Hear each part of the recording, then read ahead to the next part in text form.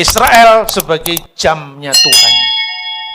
Kenapa harus Israel? Maksud Alkitab bahwa Israel menjadi pedoman waktu kapan dunia ini sedang bergerak menuju penggenapannya sampai Yeshua HaMasyiah, Yesus Kristus datang kembali untuk menjemput gereja yang percaya kepadanya, umat yang mengharap kedatangannya, umat yang beriman sampai akhir. Kiranya Israel sebagai jamnya Tuhan ini mendapatkan apresiasi, mendapatkan perhatian dari setiap orang yang percaya kepadanya. Kalau bukan begitu, tidak mungkin Tuhan harus memplanningkan sebuah bangsa yang olehnya nanti semua kaum di muka bumi akan mendapatkan berkat.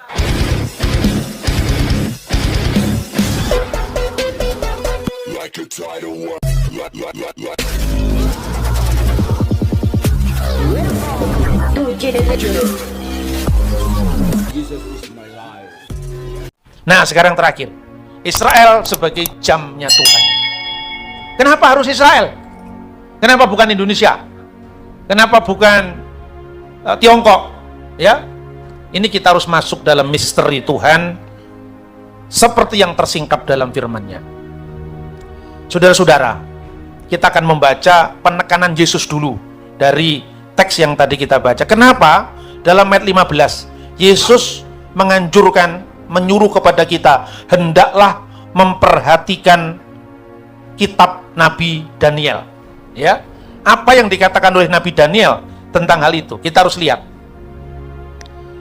Kita bisa bandingkan sekarang dengan kita baca firman Tuhan, ya, dari kitab Nabi Daniel pasal 9. Kitab Nabi Daniel pasal 9. Ayat 24, 25, 26.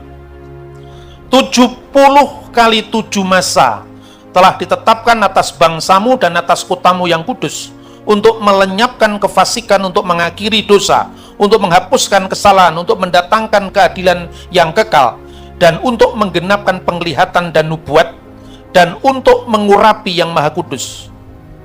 Veli Mesuah Kodes Kodesim. Ayat 25. Maka ketahuilah dan pahamilah dari saat firman itu keluar, yakni bahwa Yerusalem akan dipulihkan dan akan dibangun kembali, Ve'at Masyiah Nakid, sampai pada kedatangan seorang yang diurapi, Masyiah, seorang raja. Ada 70 kali 7 masa, dan 62 kali 7 masa lamanya, kota itu akan dibangun kembali dengan tanah lapang dan paritnya, tapi di tengah-tengah kesulitan. Ayat 26. Sesudah ke-62 kali 7 masa itu, akan disingkirkan seorang yang diurapi, Ve'akheri hasabuim sisim wesenim yikaret Masyiah, padahal tidak ada salahnya apa-apa. Maka datanglah rakyat seorang raja memusnahkan kota dan tempat kudus itu, tetapi raja itu akan menemui ajalnya dalam air bah. Dan sampai pada akhir zaman, perhatikan, sampai pada akhir zaman akan ada peperangan dan pemusnahan seperti yang ditetapkan. Nah, menghadapi ayat nubuat ini memang tidak mudah, saudara-saudara. Tapi orang Kristen jangan terjebak dalam ekstremisme. Karena banyaknya nubuat-nubuat seperti ini kemudian pernah salah dihitung-hitung oleh kaum bidat, maka kemudian kita tidak memperhatikan lagi. Itu juga keliru. Karena apa? Kalau seandainya ayat-ayat ini tidak penting, bagaimana Yesus mengatakan hendaklah memperhatikan kitab Nabi Daniel? Bahwa terjadinya perbedaan tafsiran antara orang Kristen dan orang Yahudi, antara Kristen dengan sesama Kristen, Yahudi dan sesama Yahudi, itu wajar. Karena tidak setiap orang mengerti secara penuh rahasia firman Tuhan. Tapi yang tidak wajar, yang di luar, yang punya kitab, jangan ikut-ikut, kan itu kan? Benar tidak? Wong dia sendiri tidak percaya kok. Tidak boleh dong ikut-ikut. Nah, sekarang bagaimana orang Kristen memahami ini? Bahwa pertama, Yesus menganggap nubuat itu penting. Sekalipun dalam sejarah pernah terjadi hitungan yang keliru, hitungan yang salah. Kemudian eksistensi bapak-bapak gereja sepanjang abad juga bicara tentang nubuat. Saya berikan contoh. Setelah para rasul, ini sebenarnya ya, kekristenan ini merupakan penggenapan dari Judaisme. Maka lihat, ini tidak boleh dilupakan. Melupakan ini berarti kita melupakan akar sejarah kita. Historia es magistra vitae. Sejarah itu guru kehidupan. Kita tidak mungkin ngomong Republik Indonesia itu kita potong hanya zamannya Jokowi, tanpa melihat Indonesia pra-Indonesia seperti apa, ya kan? Itu tidak boleh. Maka rasul-rasul itu juga punya penerus kan. Seperti orang Yahudi dari bapak-bapak bangsa itu punya pengaruh, misalnya Torah itu dari Musa, Kibel, Torah, Sinai. Torah diberikan dari Sinai kepada Yehosua, kepada Yosua. Yosua memberikannya kepada para tua-tua Israel. Para skenim, tua-tua Israel memberikannya kepada Nibim, nabi-nabi. Nabi-nabi memberikannya kepada Ansei Knesset Hagedollah, orang-orang yang ditugaskan menjadi hakim di mahkamah agama. Untuk apa Torah diberikan? Torah diberikan pertama untuk mengajar para murid. Maka muncul dari kata talmidim menjadi Talmud, ya. Kemudian yang kedua, untuk membangun pagar mengelilingi Torah. Dan yang ketiga, untuk pertimbangan hukum di pengadilan. Jadi, pertimbangan hukum di pengadilan itu ya, teks-teksnya tadi memiliki makna yuridis. Membangun pagar mengelilingi Taurat artinya, sebelum saudara-saudara melanggar hukum, maka pikiran-pikiran, motivasi-motivasi yang mengarah kepada sana stop sebelum melakukan pelanggaran. Makanya Yesus mengajarkan, kamu sedang mendengar hukum jangan membunuh, tapi aku berkata kepadamu, barang siapa membunuh dihukum. Tapi aku berkata kepadamu, barang siapa membenci saudaranya harus dihukum. Artinya kebencian itu mengawali tindakan destruktif, menghancurkan yang lain. Kamu mendengar hukum jangan berzina, tapi aku berkata kepadamu, barang siapa melihat seorang wanita dan mengingininya dalam hati, dia telah berzina. Jadi perzinahan itu kan muncul dari nafsu yang melihat dari pandangan. Stop sebelum melakukan pelanggaran. Itu sebetulnya ajaran Yesus yang sumbernya dari tradisi Yahudi, yang diajarkan juga oleh orang Farisi. Jangan sampai kita ini mengutuk Farisi. Oh, Farisi itu pokoknya semua orang, kalau nggak bener kamu orang Farisi. Farisi ada benernya juga, kelakuannya yang nggak bener. Maka Yesus mengatakan apa? Orang-orang Farisi dan ahli Taurat itu telah duduk di atas kursi Musa. Kursi Musa itu tempat mengajar di sinagog. Tapi ketika dia mengajar, kamu dengarkan, metodenya bener semua, referensinya bener semua, tapi kelakuannya yang gajah dibelangkoni, iso khotbah gak iso nglakoni, kan gitu kan? Kira-kira seperti itu. Beda dengan orang Samaria. Jadi kebenaran itu ada 3 klasifikasi. Ortodoksi, kebenaran ajaran. Ortolatri, kebenaran dalam penyembahan. Ortodoksi, ortolatri satu paket. Lalu ortopraksi, kebenaran dalam perilaku, buah-buah roh. Orang Farisi di mata Yesus secara ortodoksi dan ortolatria benar. Tapi ortopraksinya bertentangan dengan teologinya atau keyakinannya atau imannya. Tapi orang Samaria, ketika orang Samaria itu mengeluh, tunjukkan suamimu kan, aku tidak punya suami. Iya betul, kamu sudah menikah 5 kali dan yang sekarang ada bukan suamimu. Itu kritikan Yesus kepada bangsa Samaria. Kamu sudah menikah dengan 5 suku, itu percampuran agama. Babel, Hamat, Kuta, itu Awas, Sefarwaim, 5 itu. Dan yang sekarang ini ada karena Yahweh disembah bersama Aserah. Itu ada prasastinya. 2 prasasti, namanya prasasti Kirbet Elkom dan prasasti Kuntilet Ajur. Terpujilah Yahweh bersama Aserah. Masa Aserah Dewi Kesuburan dijadikan suami istrinya dari Allah Israel? Kan kekurang ajaran itu. Maka Yesus mengatakan, kamu menyembah kepada Allah yang tidak kamu kenal. Kami menyembah Allah yang kami kenal karena keselamatan datang dari bangsa Yahudi. Itu tidak boleh dihapus, itu kebenaran firman Tuhan, ya kan? Karena kalau kita kehilangan itu, kita kehilangan akar sejarah kita, akar iman kita. Karena keselamatan bukan dari suku Yusuf, sukunya orang Samaria, tapi dari Yehuda. Tongkat kerajaan itu tidak beranjak dari Yehuda. Maka Mesias itu Mesias imam, Mesias raja, Mesias nabi. Nah, ini jangan dipahami dari sudut pandang agama lain. Yesus itu nabi kok disebut Tuhan lah itu salah paham dan berpaham salah. Nggak ngerti itu diam saja. Bener nggak? Ini kadang-kadang kita ini usil dengan agama lain. Nanti kalau kita singgung sedikit, bahaya itu. Gak bahaya makanya kita nggak usah ngomong ke sana. Ya, kembali saudara-saudara. Maka di peringatan kepada Yesus, lihat itu nubuatan Nabi Daniel. Artinya perhatikanlah itu. Makanya orang Yahudi itu punya 12 suku. Muridnya Yesus jumlahnya berapa? Apakah itu kebetulan? Tidak kebetulan, karena gereja adalah Israel baru. Di bawah 12 murid, 12 suku Israel, itu ada 70 tua-tua. Setelah 12 murid, Lukas pasal 10 ada 70 murid. Ini pola penggenapan dari Israel. Karena pola 12-70 itu, maka gereja juga memiliki kesinambungan dengan para rasul. Contoh sekarang, ini bicara soal nubuat tadi. Rasul Yohanes punya murid, salah satu muridnya itu menjadi soko guru dari 7 jemaat yang dicatat dalam kitab Wahyu. Namanya Polikarpus dari Smyrna. Polikarpus dari Smyrna punya murid lagi, namanya Irenaeus dari Lyon. Irenaeus itu mencatat ya buku Adversus Haeresis, menolak bidat-bidat. Dalam salah satu bukunya itu mengatakan, mengutip nubuatan kitab Nabi Daniel. Dan dia menafsirkan tanduk yang mengubah hari, masa, dan hukum itu adalah antikristus. Karena dia menafsirkan teks di dalam Matius pasal 24 ayat 24. Nah itu Irenaeus. Tapi Irenaeus belum berbicara tentang 7x7 masa. Tapi kemudian Clement dari Alexandria, dia itu nulis kira-kira tahun 150 Masehi. Jadi itu bukan perdebatan modern, dari gereja mula-mula sudah ada. Jadi Clement dari Alexandria itu menafsirkan bahwa 7x7 masa itu berbicara pada mulai dari zamannya ya Kores Agung mengeluarkan dekret kebebasan beragama dan Israel kembali membangun bait suci di zaman Xerxes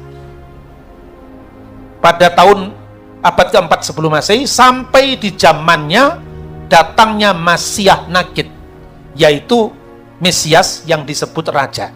Itu ditafsirkan Yesus Kristus. Mengurapi kodesim, itu pengurapan terhadap Yesus. Nah, itu Bapak Gereja yang bicara.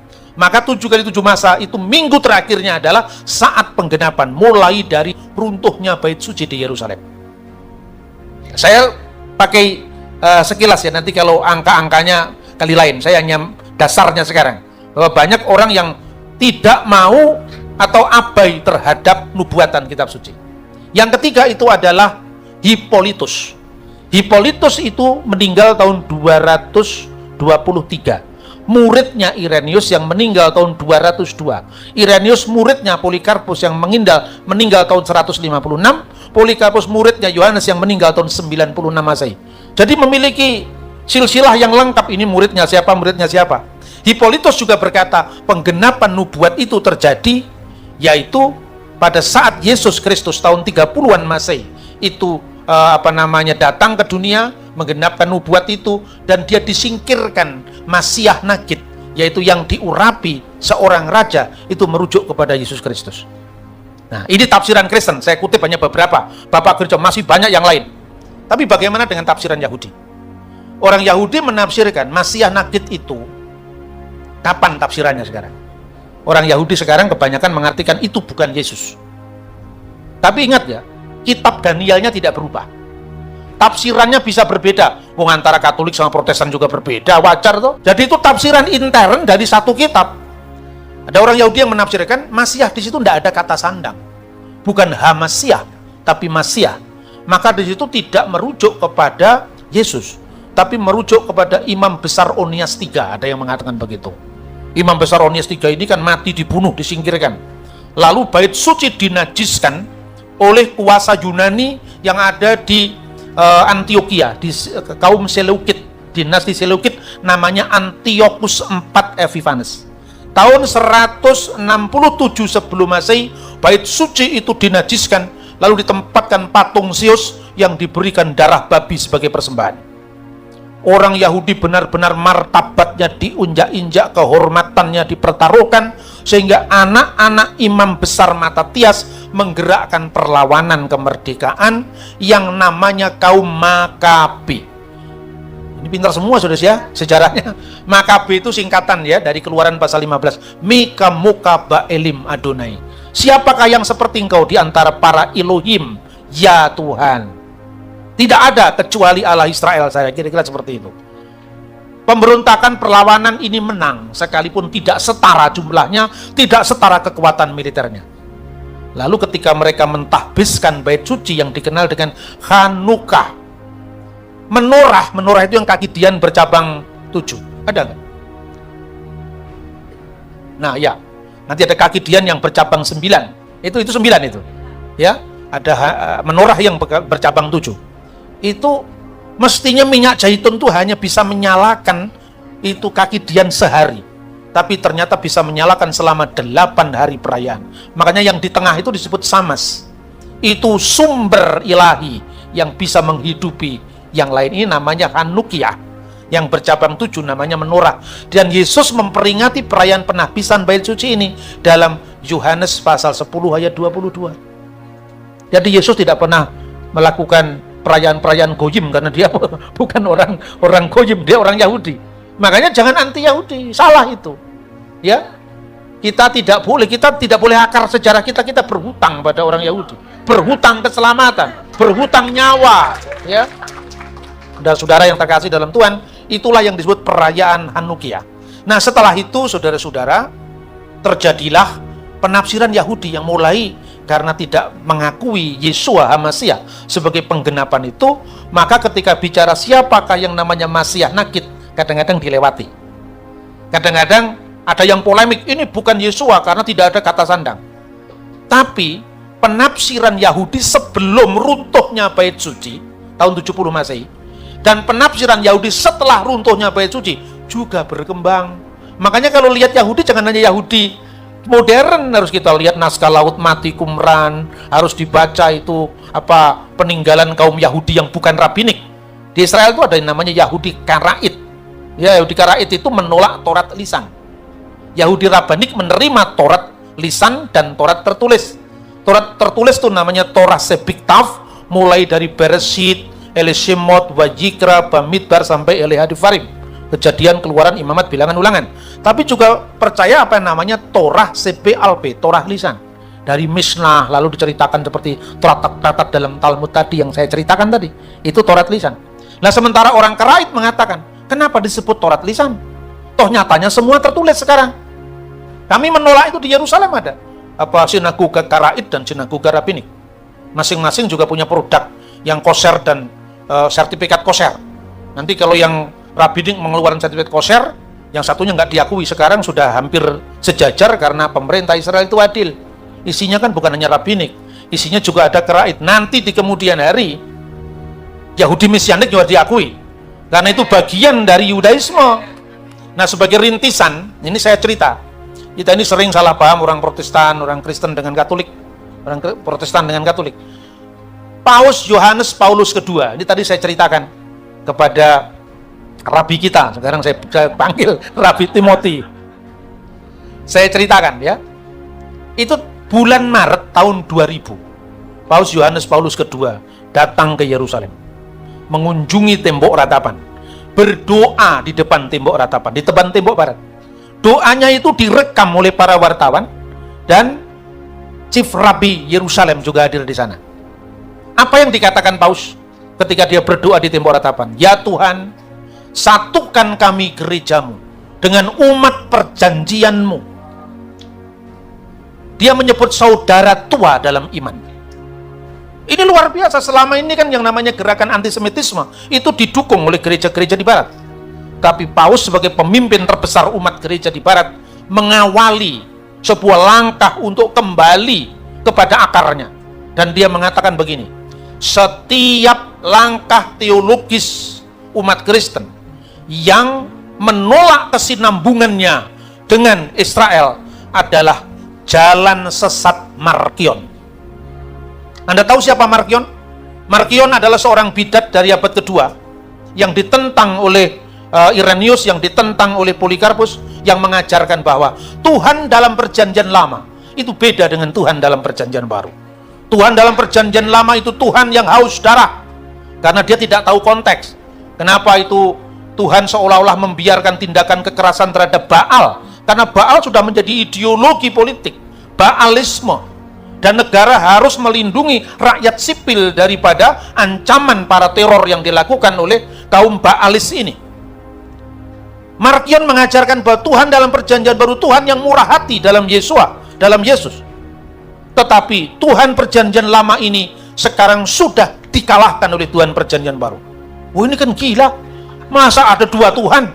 Ini bertentangan dengan Shema Yisrael Adonai Elohenu, Adonai Echad. Shema Yisrael Adonai Elohenu, Adonai Echad. Jelas bahwa Tuhan Israel adalah Tuhan yang kita kenal dalam Yeshua HaMashiach. Setelah itu, saudara-saudara, kecurigaan orang-orang Yahudi terhadap gereja mulai pelan-pelan dihilangkan. Begitu juga orang Kristen rela sejak Konsili Vatikan II. Ini jarang dikotbahkan, ya, jarang dikotbahkan. Sejak Vatikan II, gereja Barat khususnya Katolik itu menghapuskan dua stigma negatif terhadap Israel. Yang pertama, Katekismus Romanus tahun 1595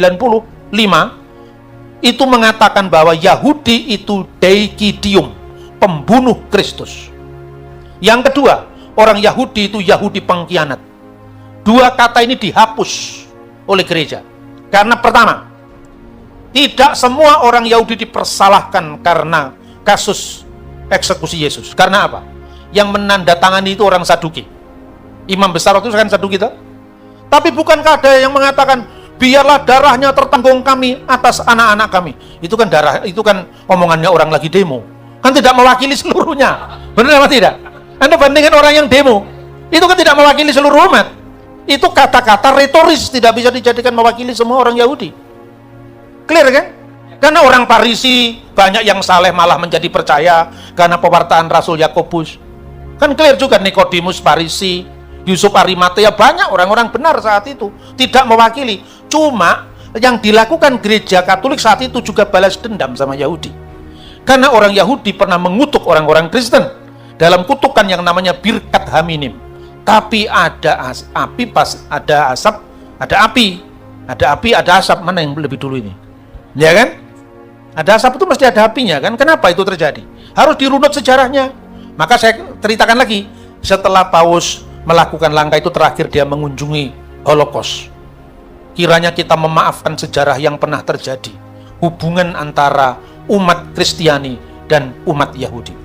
Lalu beberapa saat kemudian, Paus penggantinya yang lama tinggal di Yerusalem sebagai kongregasi iman mengeluarkan sebuah kebijakan, mengangkat seorang vikaris untuk gereja bagi umat Katolik Ibrani. Sampai sekarang ada yang namanya Katulim Ifrim, Katolik Ibrani.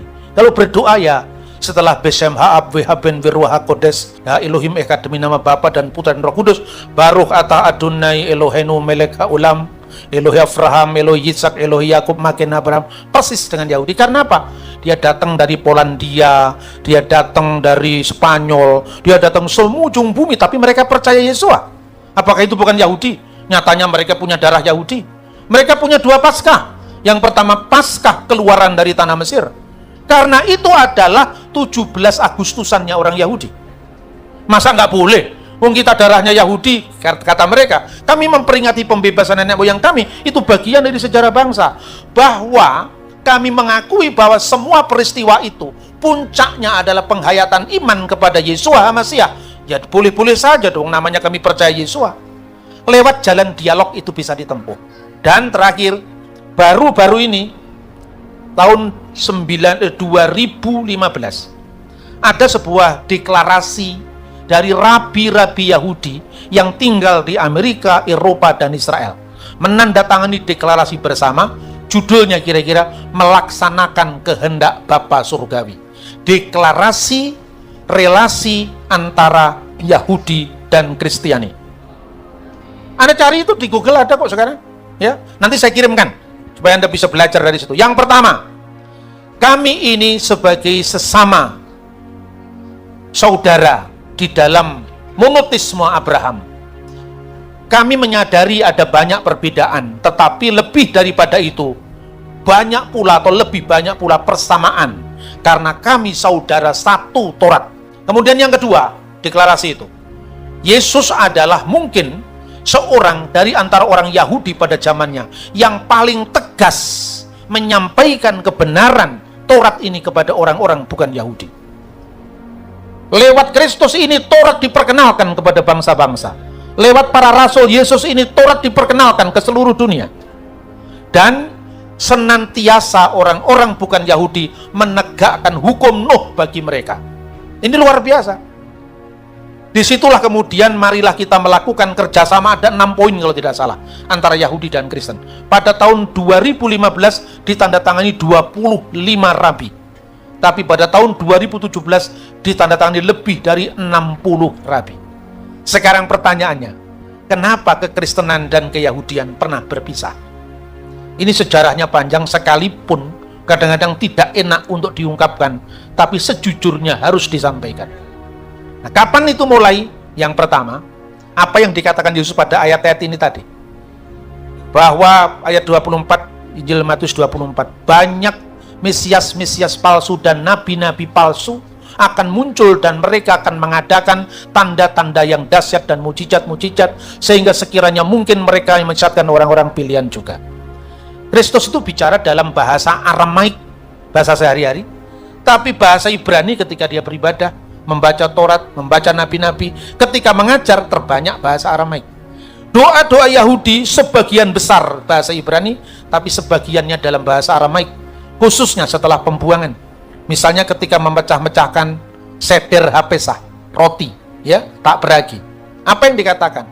Bahasanya bahasa Aramaik, bukan Ibrani. Halahma anniya diakalu afaktana bi'ar'a Misraim. Inilah roti sengsara yang dimakan nenek moyang kita di tanah Mesir. Yesus mengajarkan kata-kata itu tersimpan dalam perjanjian baru seperti Hakal dama maranata eli eli lama sabbaktani talitakum evata hosana, ya, itu bahasa Aramaik. Maka warisan Ibrani Aramaik sebagai Hebrew Aramaik root of the New Testament itu harus dipertahankan. Kalau tidak, kita tidak mengerti apa-apa. Sekalipun perjanjian baru itu sampai go internasional lewat bahasa Yunani kemudian bahasa Latin, tapi akarnya tetap Hebrew Aramaik. Nah, saudara-saudara, karena jelas orang Kristen itu ada dari kalangan gereja Yerusalem yang jelas latar belakang Hebrew Aramaik, dan ada orang Antioquia.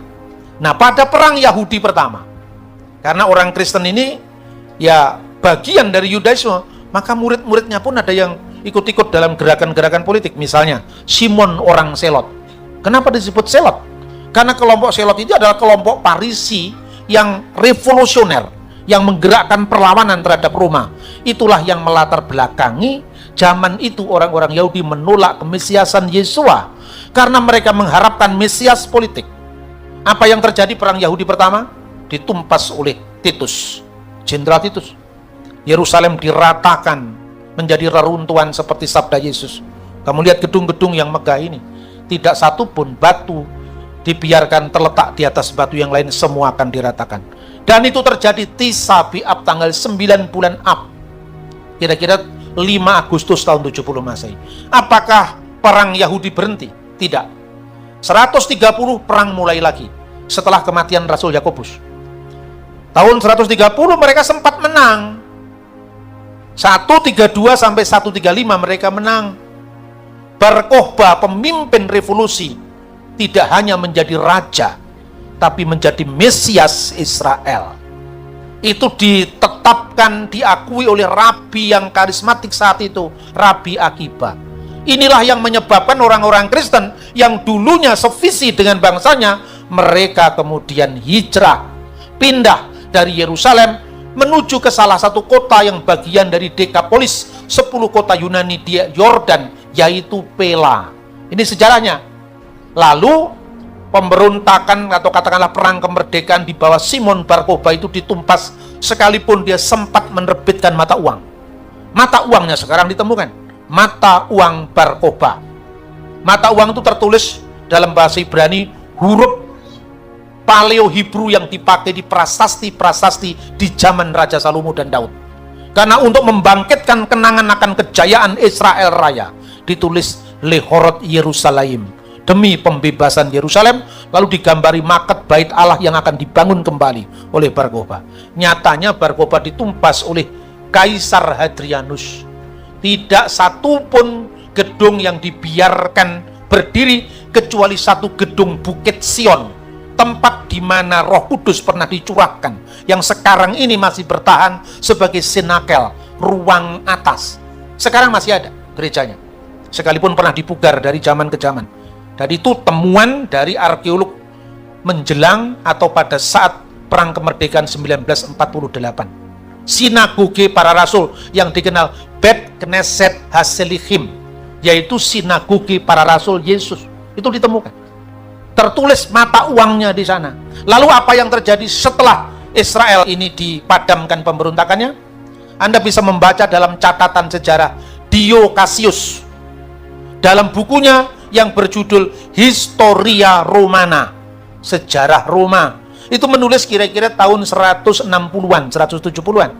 Berarti 50 tahun setelah pemberontakan di mata Roma ini dipadamkan, Bar Kokhba tahun 135.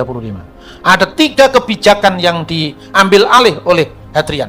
Pertama, nama Yerusalem digantikan, dihapus.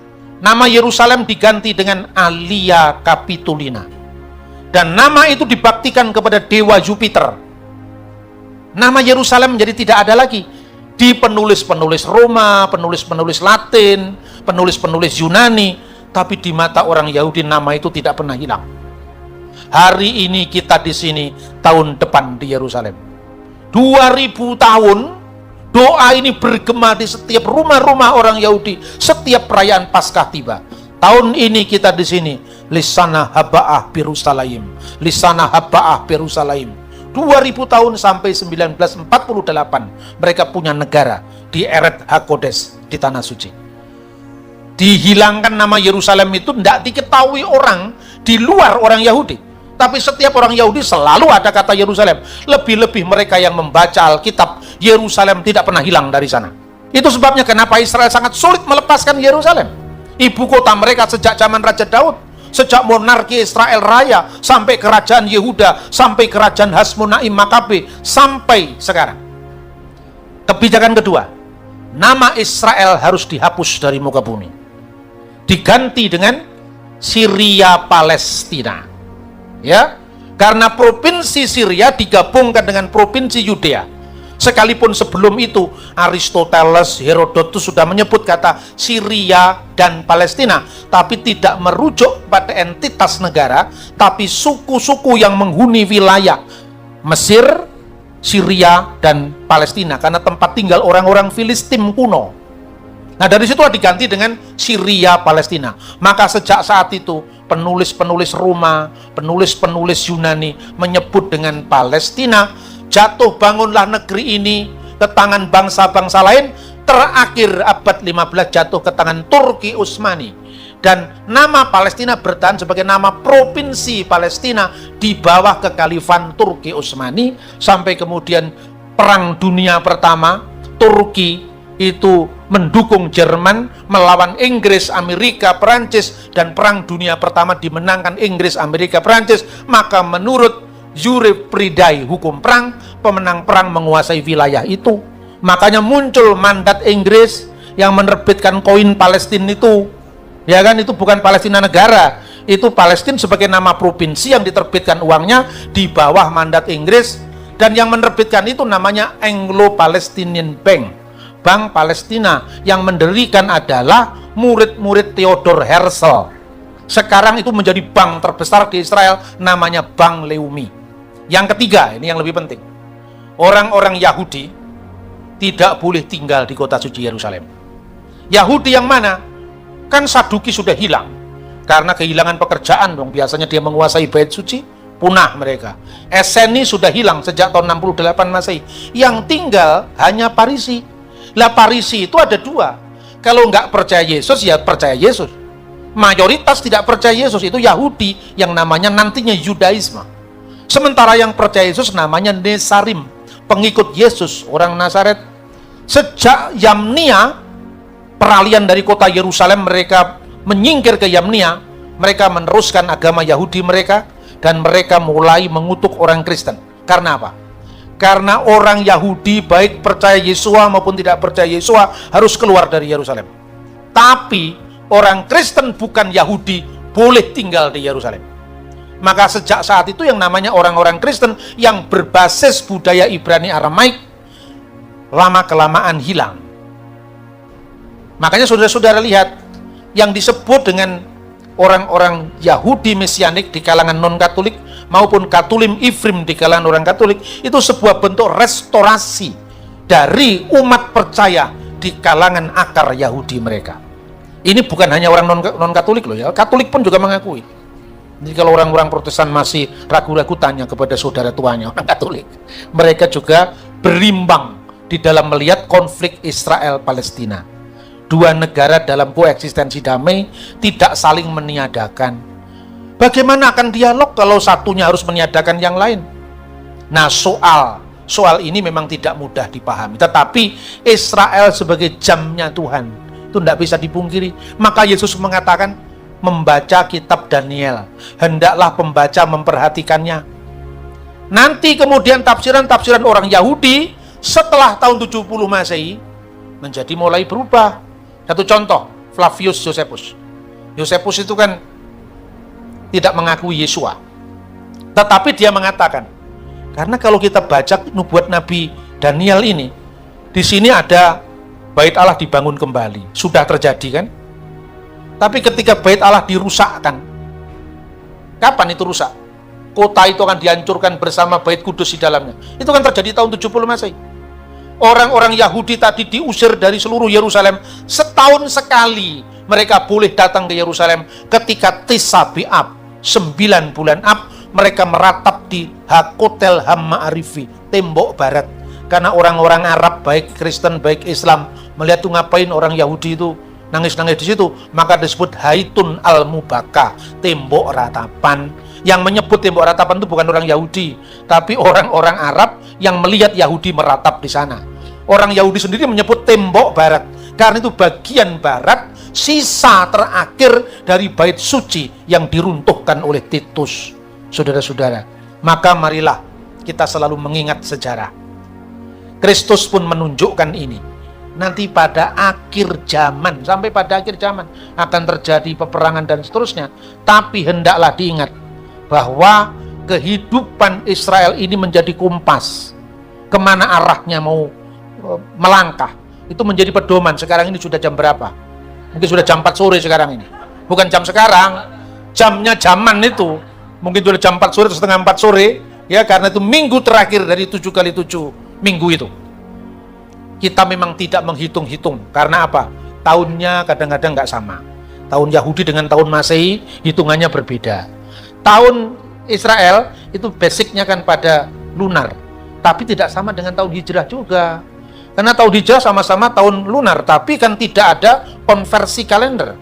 Orang Yahudi punya 354. Tapi setiap 19 tahun 7 kali ada bulan ke-13. Namanya Adar Seni. Maka kalau dibulatkan ini sekitar 360, tidak 365. Nah, perhitungan ini kadang-kadang yang menghitung, karena orang-orang barat hanya mengenal satu kalender matahari, hitungannya acak.